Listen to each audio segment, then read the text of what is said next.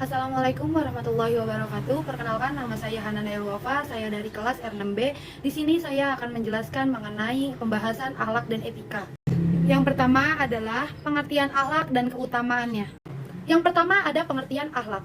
Akhlak ialah sebuah sistem nilai atau norma yang mengatur tindakan dan pola sikap manusia atau tingkah laku di muka bumi. Sistem nilai tersebut adalah ajaran Islam dengan Al-Quran dan Sunnah sebagai sumber nilainya, dan ijtihad sebagai salah satu metode berpikir Islami. Tindakan dan pola pikir yang dimaksud adalah berbagai macam pola hubungan dengan Allah, sesama manusia, dan juga alam. Kata akhlak berasal dari bahasa Arab, yaitu huluk, yang artinya watak, kelakuan, tabiat, perangai, budi pekerti, dan tingkah laku atau kebiasaan. Akhlak dalam Islam diartikan sebagai perangai atau tingkah laku yang ada dalam diri seseorang yang telah melekat dan dilakukan serta dipertahankan secara terus-menerus. Sebagai muslim, kita mengetahui bahwa akhlak adalah salah satu hal yang harus diperhatikan, terutama dalam kehidupan bermasyarakat. Seseorang muslim senantiasa dianjurkan untuk memiliki akhlak yang baik dan menjauhi akhlak yang buruk.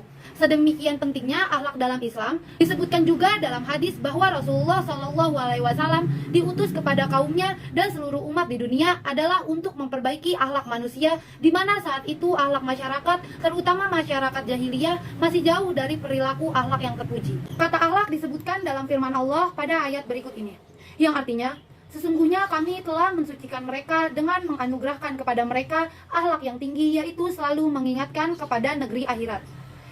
Akhlak sendiri dibedakan menjadi dua golongan, yakni akhlak terpuji atau akhlakul karimah dan akhlak tercela atau akhlakul mazmumah. Yang pertama, akhlak terpuji. Di antara beberapa akhlak terpuji yang seharusnya dimiliki oleh seorang muslim adalah kesopanan, sabar, jujur, dermawan, rendah hati, tutur kata yang lembut, santun, gigih, rela berkorban, adil, bijaksana, tawakal, dan lain sebagainya. Seseorang yang memiliki akhlak terpuji biasanya akan selalu menjaga sikap dan tutur katanya kepada orang lain dan merasa bahwa dirinya diawasi oleh Allah Subhanahu wa taala. Yang kedua, akhlak tercela. Akhlak tercela adalah akhlak yang harus dijauhi oleh umat muslim karena dapat mendatangkan mudarat baik bagi dirinya sendiri maupun bagi orang lain. Akhlak yang tercela sangat dibenci oleh Allah Subhanahu wa taala dan tidak jarang orang yang memilikinya juga tidak disukai oleh masyarakat. Beberapa keutamaan mempunyai akhlak yang terpuji atau akhlakul karimah diantaranya adalah berat timbangannya di akhirat. Disebutkan dalam sebuah hadis bahwa orang yang mempunyai akhlak terpuji akan mempunyai timbangan yang berat di hari akhir kelak, di mana semua amal manusia akan dihisap. Tidak ada sesuatu yang diletakkan pada timbangan hari kiamat yang lebih berat daripada akhlak yang mulia, dan sesungguhnya orang yang berakhlak mulia ini dapat mencapai derajat orang yang berpuasa dan sholat. Yang kedua ada dicintai Rasulullah.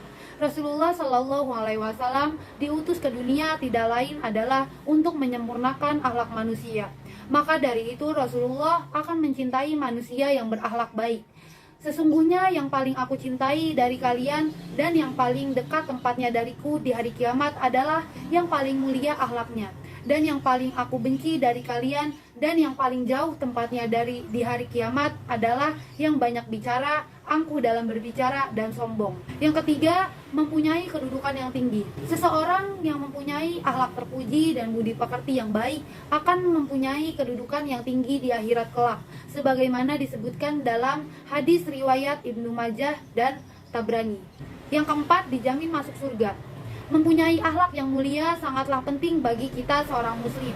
Keutamaan mempunyai akhlak yang mulia itu sangat besar.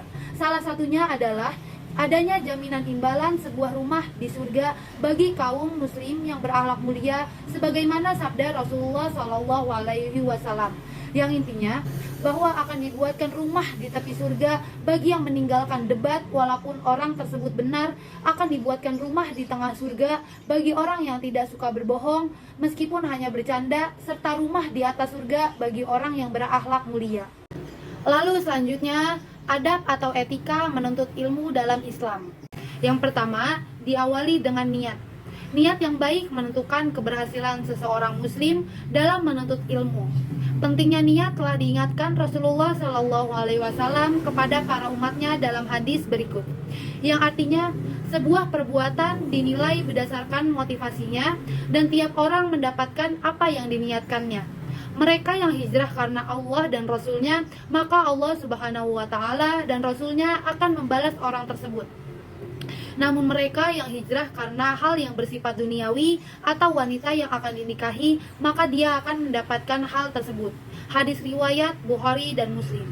Yang kedua, melakukan yang terbaik atau ihsan. Selain niat karena Allah Subhanahu wa taala, usaha terbaik harus dilakukan tiap muslim saat menuntut ilmu. Usaha terbaik atau ihsan akan mendapatkan hasil yang baik juga sesuai hadis Rasulullah Shallallahu alaihi wasallam berikut. Yang artinya, sungguh Allah Subhanahu wa taala telah menetapkan ihsan dalam segala hal. Jika kalian berperang, maka lakukanlah yang terbaik. Jika sedang menyembelih hewan, maka lakukan juga usaha terbaik. Salah satu dari kalian mengasah pisaunya sehingga ada tawakal. Setelah melakukan usaha terbaik, tiap muslim menyerahkan hasil sesuai ketentuan Allah Subhanahu wa taala sesuai sifat tawakal. Ali Ruqayyah menjelaskan, tawakal adalah sifat penting yang memungkinkan seseorang muslim tidak mudah menyerah. Usaha dan doa hanya kepada Allah Subhanahu wa taala menjadi bekal penting bagi muslim dalam menuntut ilmu. Yang keempat, menghilangkan sikap dan kebiasaan buruk. Ali Ruqayyah menjelaskan pentingnya menghilangkan sikap dan kebiasaan buruk lewat cerita Imam Syafi'i yang merasa ingatannya lemah. Guru Imam Syafi'i, Waqi, menyarankan muridnya untuk berhenti melakukan dosa. Menurut Waqi, sepengetahuan adalah cahaya Allah Subhanahu wa taala, dan Allah Subhanahu wa taala tidak mau cahayanya menyinari dosa. 5 adalah bersyukur kepada Allah Subhanahu wa taala. Dalam firman-Nya surat Ibrahim ayat 7, Allah Subhanahu wa taala telah menjelaskan manfaat bersyukur dalam segala hal termasuk saat menuntut ilmu. Bersyukur akan membuka nikmat lain dari Allah Subhanahu wa taala. Yang keenam, selalu zikir dan mengucap istighfar. Zikir dan istighfar jangan sampai tidak diucapkan seseorang muslim saat menuntut ilmu. Ketika menemui kesenangan atau halangan, berdoa supaya terhindar dari malas atau kesulitan.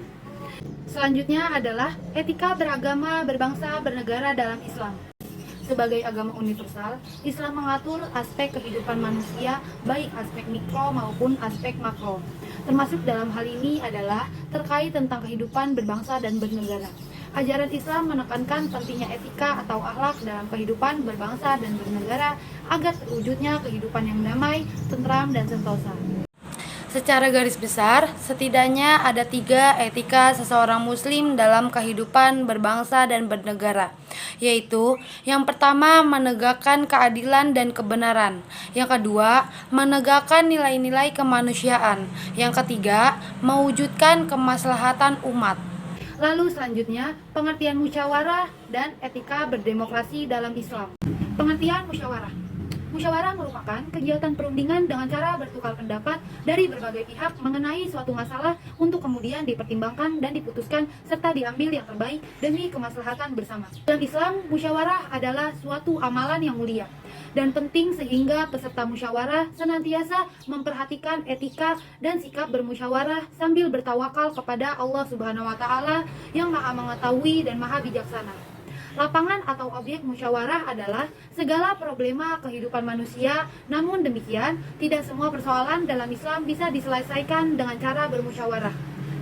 Musyawarah hanya dilaksanakan dalam masalah yang tidak bisa disebutkan secara tegas pada nas Al-Quran dan Sunnah Rasul. Banyak manfaat yang bisa dipetik dari musyawarah, namun yang paling penting adalah menghormati dan menaati keputusan yang diambil atas dasar musyawarah dengan harapan bisa meraih kesuksesan dengan kemaslahatan bersama, mulai dari lingkungan keluarga, masyarakat, sampai kehidupan berbangsa dan bernegara.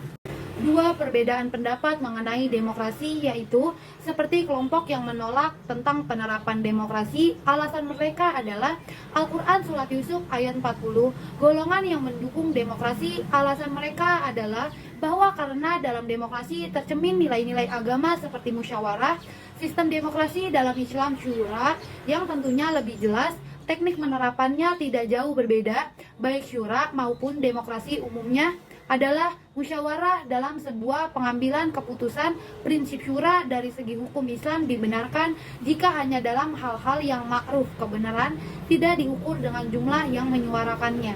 Prinsip-prinsip demokrasi dalam Islam yang pertama adalah syura, suatu prinsip tentang cara pengambilan keputusan yang secara eksplisit ditegaskan dalam Al-Quran, yaitu yang terkandung dalam surah Asy-Syura ayat 38 dan surah Ali Imran ayat 159. Yang kedua, al-adalah, adalah keadilan, yang artinya dalam menegakkan hukum termasuk rekrutmen dalam berbagai jabatan pemerintahan harus dilakukan secara adil dan bijaksana, tidak boleh kolusi dan nepotis.